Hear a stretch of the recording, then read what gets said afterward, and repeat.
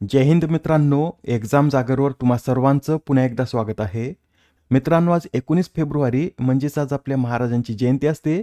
तुम्हा सर्वांना सुद्धा शिवजयंतीच्या खूप खूप शुभेच्छा. महाराजांच्या चरणाला वंदन करून आपण आपल्या आजच्या सत्राला सुरुवात करूया. पहिला प्रश्न पहा. 2025च्या BBC Indian sports woman of the year पुरस्काराने कोणाला सन्मानित करण्यात आले? या प्रश्नाचं उत्तर आहे पर्याय क्रमांक 2 म्हणजेच भारतीय क्रिकेटपटू स्मृती मानधना यांना 2025च्या BBC Indian sport woman of the year या पुरस्कारानं सन्मानित करण्यात आलं. मित्रांनो, भारतीय महिलांनी जो मागच्या वर्षी विश्वचषक जिंकला त्यात स्मृती मानधना यांनी महत्त्वपूर्ण भूमिका बजावली होती. याच त्यांच्या योगदानासाठी त्यांना 2025चा BBC Indian sport woman of the year हा पुरस्कार मिळाला आहे. या पुरस्काराचं वितरण 16 फेब्रुवारी रोजी नवी दिल्लीत करण्यात आलं. ही या पुरस्काराची कितवी आवृत्ती आहे? तर या पुरस्काराची 6वी आवृत्ती आहे.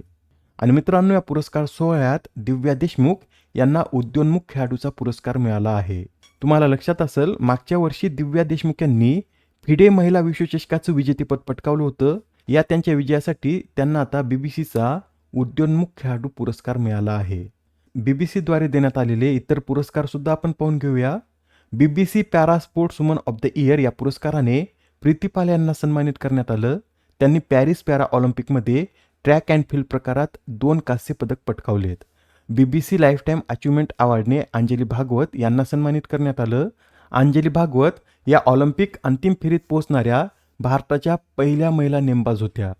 2025चे BBC स्टार परफॉर्मर्स म्हणून भारतीय महिला क्रिकेट संघ, एकता भान, दीप्ती जीवनजी व प्रीती पाल, भारतीय अंध महिला क्रिकेट संघ व भारतीय महिला कबड्डी संघ यांना सन्मानित करण्यात आलं.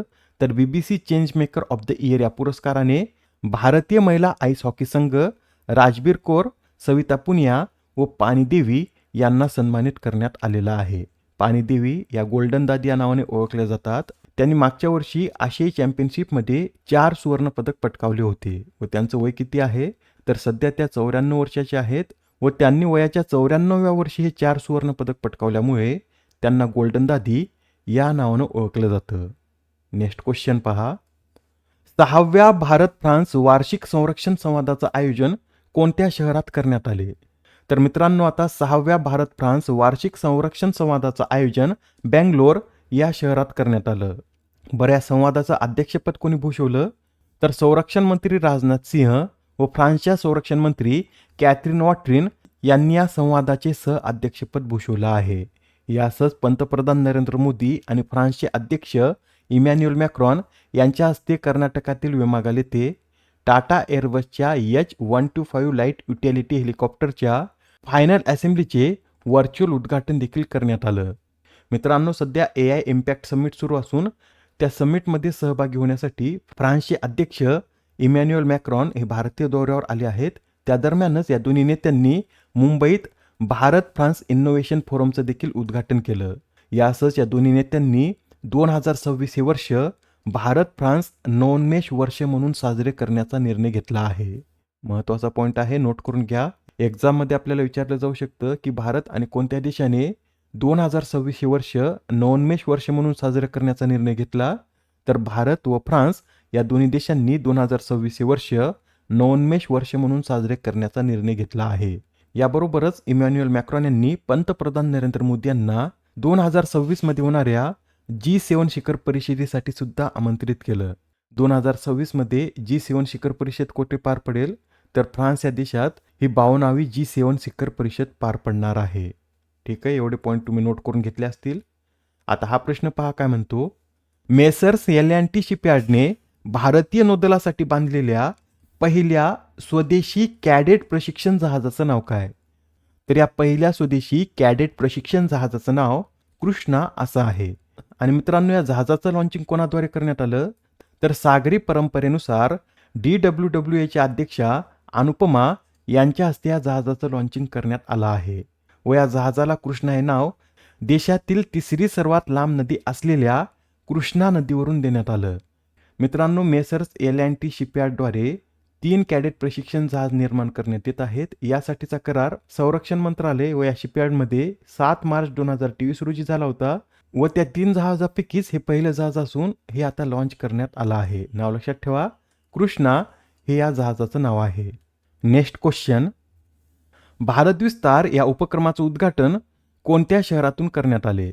या प्रश्नाचं योग्य उत्तर आहे पर्याय क्रमांक 3, म्हणजेच भारत विस्तार या उपक्रमाचं उद्घाटन जयपूर या शहरातून करण्यात आलं. व या उपक्रमाचं उद्घाटन कोणी केलं?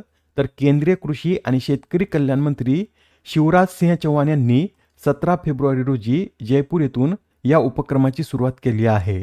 या उपक्रमाचं उद्दिष्ट काय? तर शेतकऱ्यांना स्मार्ट, सक्षम आणि माहितीने समृद्ध बनवणे हे या उपक्रमाचं उद्दिष्ट आहे. या प्लॅटफॉर्मद्वारे शेतकरी त्यांच्या मोबाईल फोनवरून एकाच कॉलमध्ये हवामान, बाजारभाव, कीटक आणि रोग, मातीचे आरोग्य, पीक व्यवस्थापन इत्यादी माहिती एकत्रित मिळवू शकतात.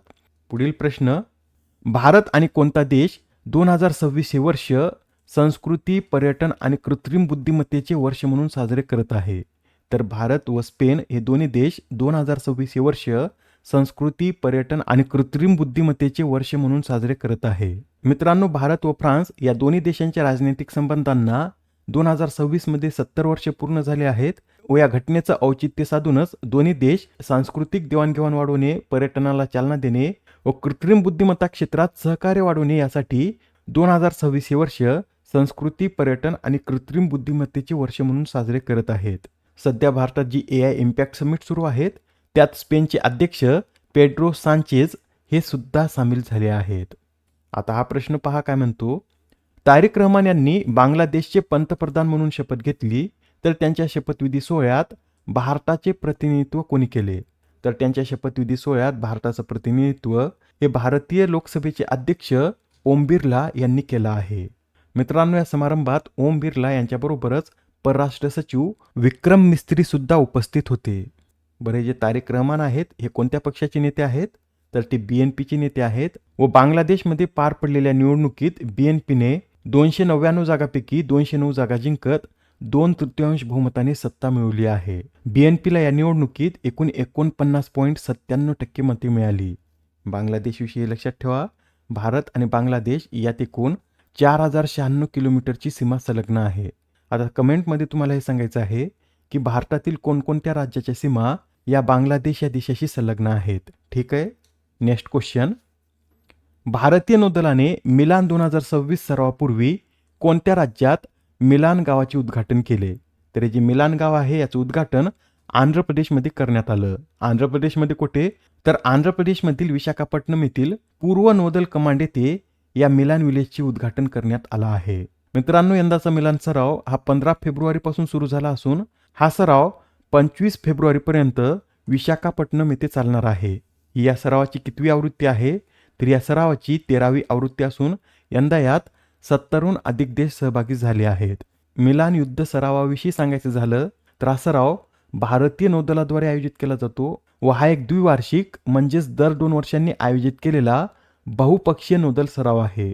1995 मध्ये अंदमान आणि निकोबार कमांड अंतर्गत फक्त 4 परदेशी नौदलांच्या सहभागाने याची सुरुवात झाली होती व यंदा 2026 मध्ये यात 70हून अधिक देश सहभागी आहेत.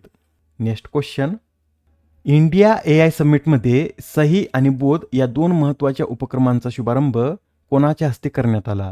तर हे जे दोन्ही उपक्रम आहेत याचा शुभारंभ JP नड्डा यांच्या हस्ते करण्यात आला आहे. यात सही व बोध दोन्हीचा फुल फॉर्म नोट करून घ्या. सही म्हणजे काय? तर strategy for artificial intelligence in health care for India व ही एक राष्ट्रीय मार्गदर्शन चौकट आहे जी भारताच्या आरोग्य सेवा प्रणालीमध्ये कृत्रिम बुद्धिमत्तेचा सुरक्षित, नैतिक, पुराव्यावर आधारित आणि समावेशक अवलंब करण्यास सक्षम करते. व हा जो बोध आहे याचा फुल form benchmarking open data platform for health AI असा असून याचा विकास कोणी केला? तर कानपूर येथील इंडियन इन्स्टिट्यूट ऑफ टेक्नॉलॉजीने राष्ट्रीय आरोग्य प्राधिकरणाच्या सहकार्याने याचा विकास केला आहे. पुढील प्रश्न, दिल्लीत 75 CM श्री शाळांचं उद्घाटन कोणाच्या हस्ते करण्यात आले? तर या ज्या 75 CM श्री शाळा आहेत त्यांचं उद्घाटन धर्मेंद्र प्रधान यांच्या हस्ते करण्यात आलं आहे. आजच्या सत्रामधील शेवटचा प्रश्न पहा, प्रधानमंत्री फसल विमा योजनेला यंदा 10 वर्षे पूर्ण झालीत तर ही योजना कधी सुरू करण्यात आली होती? तर प्रधानमंत्री फसल विमा योजना ही 18 फेब्रुवारी 2016 रोजी सुरू करण्यात आली व यंदा 18 फेब्रुवारीला या योजनेने आपले 10 वर्षे पूर्ण केले आहेत. मित्रांनो, ही योजना शेतकऱ्यांना नैसर्गिक आपत्ती, कीड रोग, अतिवृष्टी, दुष्काळ, गारपीट यामुळे पिकांचे नुकसान झाल्यास आर्थिक संरक्षण देण्याचं कार्य करते. या योजनेअंतर्गत शेतकऱ्यांनी भरावा लागणारा निश्चित विमा हप्ता किती आहे? तर सर्व खरीप पिकांसाठी 2%, रब्बी पिकांसाठी 1.5%, तर वार्षिक, व्यावसायिक आणि बागायती पिकांसाठी हा विमा हप्ता 5% इतका आहे. या आधीच्या सत्रात तुमच्यासाठीचा प्रश्न होता, देशातील पहिली सेंट्रल बँक डिजिटल करन्सी आधारित सार्वजनिक वितरण प्रणाली कोणत्या राज्यात सुरू करण्यात आली? या प्रश्नाचं उत्तर आहे पर्याय क्रमांक 3 म्हणजेच गुजरात या राज्यात ही प्रणाली सुरू करण्यात आली. याची सुरुवात कोणी केली? तर अमित शहा यांच्या हस्ते या उपक्रमाची सुरुवात करण्यात आली. आजच्या सत्रामधील तुमच्यासाठीचा प्रश्न पहा. पहिल्या ग्रामीण कृषी सहकार मराठी साहित्य संमेलनाचं आयोजन कोणत्या जिल्ह्यात करण्यात आले? आता या प्रश्नाचं उत्तर कमेंटमध्ये देण्याचा प्रयत्न करा. उत्तर चुकलं तरी काही हरकत नाही, कारण ज्यावेळेस तुम्हाला या प्रश्नाचं योग्य उत्तर माहीत होतं त्यावेळेस हा प्रश्न तुमच्या दीर्घकाळापर्यंत लक्षात राहतो. तर आता पुढच्या सत्रात पुन्हा भेटूया. धन्यवाद.